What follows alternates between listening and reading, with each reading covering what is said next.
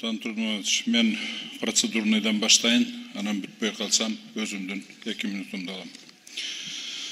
Значит, бул закон, жайыттар законуна өзгөрүү киргизүү маанисин айтып коюш керек да, эмне деген. Себеби деген көбү берде аны билип билбей туруп добуш берип коюшу мүмкүн.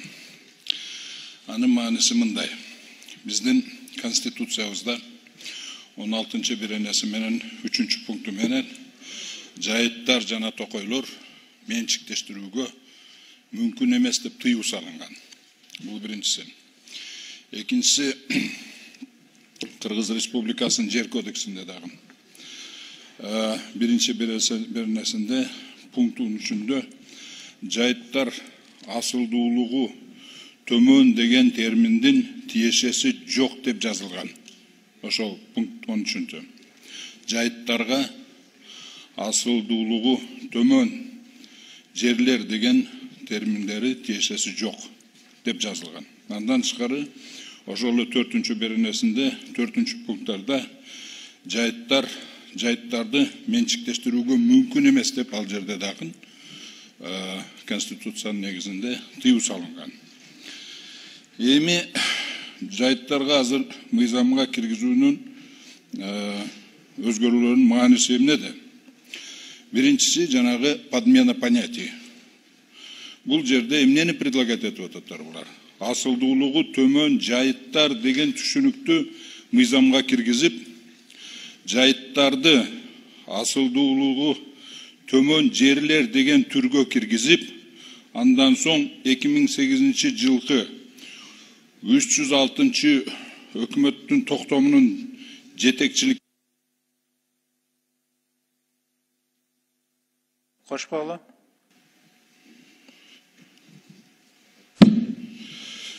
306 өкмөт токтомунун жетекчиликке алып, жайыттарды өздөштүрүүгө алып, андан ары менчиктеширүүгө жол ачылат. Ошонун эле максаты негизинен бул жанагы жайыттарды менчиктештирүүгө жол ачылуу. Жайыттар жөнүндө мыйзамга бул өзгөрүүлөр киргизүүнүн максаты Конституцияда жана жер кодексинде жайыттарга менчиктеширүүгө тыюу салынгандыгын аттап өтүп, жайыттарды менчиктештирүүгө жол ачуу, иш сатууга даярдоо. Эми жайыттар бул биздин ата бабаларыбыздан калган чексиз баалуу ыйык мурас, өзүңөр жакшы билесиңер. Кыргызстанда сатылбаган ушул жайыттар эле калды эле токойлор. Ошондуктан эгер жайыттарыбыз менчиктеширилген совхоз, колхоздой, завод, фабрикалардай болуп, келечекте жоголуп кетпесин десеңер, бул законду колдооңорду, урматтуу коллегалар, мен барыңыздарды чакырам. Бул өзгөрүүлөрдүн тарыхы азыр айтып атат, былтыры 21-жылы 6 созов менен көтөрүлгөн жок. Андай эмес. Мунун тарыхы 2016 жылдан бери келе жатат. Бул ЖТЗ-тин эмеси, инициативасы. Ошондо эле 500 000 гектарды менчиктештириш керек деген ошол ЖТЗ-нин эмеси болгон. Муну 2016 жылдан бери утуру ишке ашырганга аракеттенип келет. Муну Атамбаев да өткөргөн эмес. Атамбаевден кийин Жээнбеков да өткөргөн эмес. Азыр эми мына 3-чү эмеси болуп атат. Бул абсолюттук биздин Кыргызстандын улуттук кызыкчылыгына каршы келген. Биздин жана суверенитетибизге жана улуттук коопсуздугубузга, экономикалык коопсуздугубузга тамырына балта чапкан өзгөрүү бул. Ошондуктан мен сиздерди бардыгыңыздарды чакырып кетемин. Ошого каршы чыгыңыздар, колдобоңуздар ушул законду. Рахмат чоң. 4-чү микрофон. Урматтуу төрага, бул аябай маанилүү закон экенини көп мындай маани бербей атат да. Бул деген бул закон кийин эгер өтө турган болсо, биздин суверенитетке, экономикалык жана улуттук коопсуздугубуздун тамырына балта чабат кийин.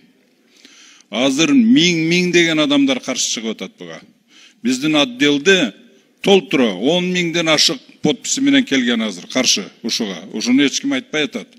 Анан кийин бул жерде чектөө коюштун кереги жок. Ушул 15-20 эле киши жазылды. Ушунун бардыгы айтып бүтсүн.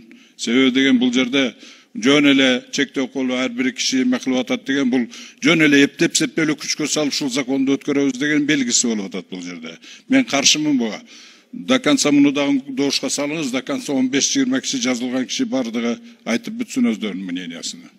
Рахмат жок. Рахмат. Биринчи, 4-чү микрофонго сол эме бергиле, чыкпасаңыздар, табыла боюнча эле кете берели. Жок, процедурну бериңиздер, потому что здесь эме. Берди, урматтуу коллегалар, мана карап көргүлөчү. Ким отурат, канча процент отурат? Бул эмненин белгиси? Бул закон аябай чырлуу экенин белгиси. Көбү келбей койду ушага катышпаймын деп. Экинчиси, ушул законду эмне болсо да ишке ашырабыз дегендин белгиси бул. Ошондуктан буларды келбегиле деп коюшу да мүмкүн. Ошондуктан бердеме кылыш. Анан кийин Аманкан Батырбекович айтып атат, жана 309 боюнча эле келди. Жок, мен сизге керек болсо 10 миңден ашык подписти алып келип беремин. Именно жайытка каршы чыкканына. Ошондуктан бул жерде муну давайте не будем путать тоже. Здесь вводить в заблуждение не надо наш депутатский корпус. Ошондуктан мага сөз бериңиздер. Азыр могу бардыгы келсин, айтсын, бардыгы доош берсин, өзүнчө берсин. Ошондон кийин дайым болот, действительно. А то бардыгы качып кеттик, эч ким жок. Мына караңыздарчы, эч ким жок. Бу жерде да эч ким жок, биякта да эч ким жок. Мына бияктадан эч ким жок. Себеби деген бул чырдуу закон. Кийин чатак болот, ошого катышпайлы деп кетип атат барды, келбей атат. Ошондуктан менин сунушум, колдобоңуздар муну. Бул вообще кажети жок эме. Кажети жок закон бул. Вообще кажети жок. Мен дагы өзүм эме келгенде айтамын дагы. Эгер уруксат берсеңиздер, азыр деле айтып койсом болот. Эгер уруксат берсеңиздер. Мага эмнегедир мага сөз бергиңиздер келбей атат. Себеби деген берге только жанагы эмени бул законду колдойм дегендер эле келген бардыгы. Калгандарын келтирбей койду. К сожалению, мен ушинтип ойлоймун. Мен ушинтип түшүнөм. Эмне ондой особо важный мамлекеттин эмесиге важный вопростор келгенде эмнеге эч ким катышпайт? Бардыгы катышсын ушул жерге. Мен ошону талап кылам сиздерден. Урматтуу эмне, бардыгыбыз ушул эмени Кыргызстан кызыкчылыгыны, элдин кызыкчылыгын коргойбуз деп келгенден кийин берге келип принципиально туруп берсин бардыгы деп. Рахмат.